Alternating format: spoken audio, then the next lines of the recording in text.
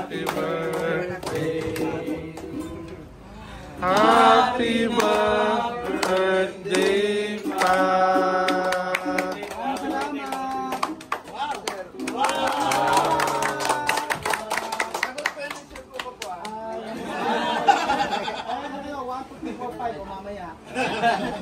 Salamat. Siya po ito labot.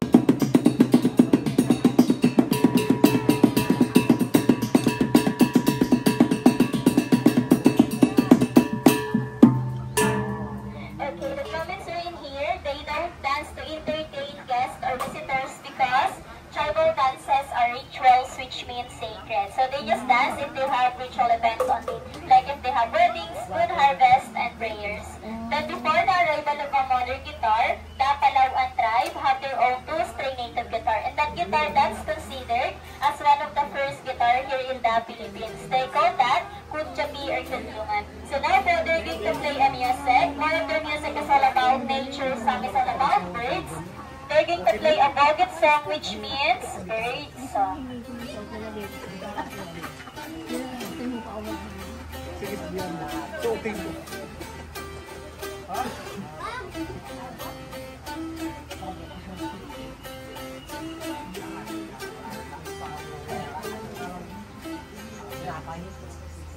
Okay, so they also have an arrowing, and the arrowing is made out of a piece of a palm tree that they put some beeswax to adjust the sounds. They play the arrowing using the vibration of their mouth. Okay.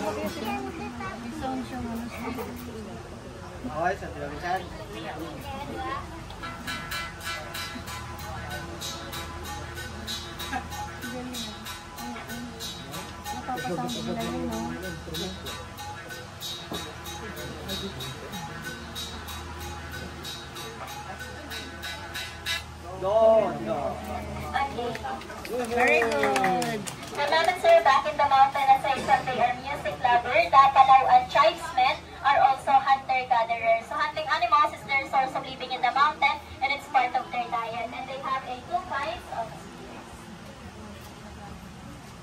Okay, so they call this one ligid, and this is surayang. So Mammoths or surayang po is their very special kind of spear. It looks like a harpoon, but they don't use it for fishing. So they use this to kill big animals like wild pigs or baboy ramo. What they do, when their target is already visible, they throw this surayang from a distance. And when the metal pierces through the body of their target, it will get stuck because of the two hooks here. When the target tries to run, these two will separate, and the handle will serve as the anchor, ankla. It have a possibility that this handle will hang on the bushes or in the tree. Sasabit sa mga puno or sa mga damo. So that's their smartest way to easy chop the target. If the target is already trapped by surayang, they're going to use the ligid to kill the target. Mammoths are basically they use surayang for chopping, and they use ligid for capturing or killing the target.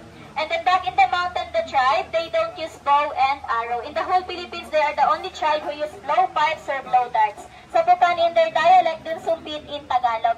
Because in the mountain, usually they hunt birds or squirrel. As a hunter, they have their own way on how they imitate or copy the sounds of their target. They have a small piece of bamboo, it's like a whistle, and they call that one tampios.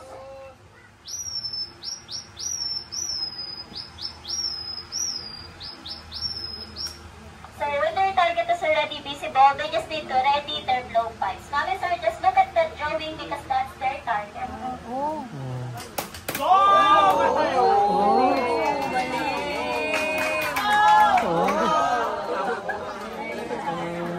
According to them, they can hit farther than that point. So they can hit 30 meters away. And Mammoths are, whenever they hunt a big animals in the mountain, they put some poison for every tip of their darts. Sa dulo po ng bala may lason. Their poison is coming from plant. One of the ingredients of their poison came from this plant po. So they call this plant dita. They collect the sap or the resin of this, and then they mix it with other plants. They cook it in a slow fire to make a poison effective. And their poison is powerful. Once they use darts with poison, the target will die after a few minutes. But they can safely eat the meat. They just wash it with running water and they cook it. So that's the wonder of nature. But if they accidentally hit human, it's either you or them just say goodbye. There's no antidote to the poison that they made until now. So in here, we are not allowing them to shoot animals anymore. Since they're here in city, we have a lot of market here po. So there, they can buy their needs in one. So from your entrance fee, half of your entrance fee goes to the tribe po. So they have a share on that. And from that donation box later, we will going to open that. They have a food allowance on that also. They use it to buy their needs in ones in the market. Okay, so now, we're here at the last part of our cultural sharing. So the last part, he's going to show to you how they make fire in the mountain. The process called santikan, which means to strike or friction. And they use a piece of metal, bakal, buhay na bato or flintstone, native cotton, and dry grasses po.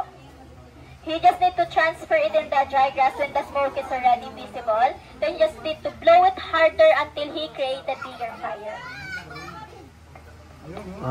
So moments or until now they use that process po. That's the fastest way of making fire. Even though we have matches or lighters for now po, they still use that process.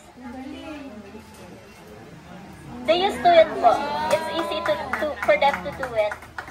Okay, so in the mountain, they don't have electricity, so they have their native torch. 1 foot of this, it can last 3 to 5 nights. This is a pure sap. Inside po, they just wrap it with leaves. Dagda din ng puno. They also believe that the smoke of this, it can drive away the bad spirits and bad lucks po. It can cure illnesses like if you have a headache, stomach ache, aromatherapy, and insect repellent of them. So later po, I will go around.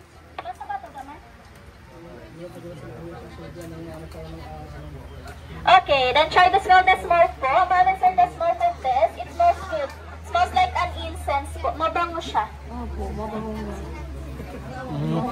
Bango.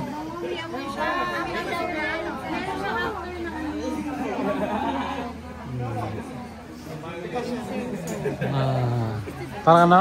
Parang incense. Oh, sisihan. Grabe naman. Kabayo, oh, kabayo, oh, oh.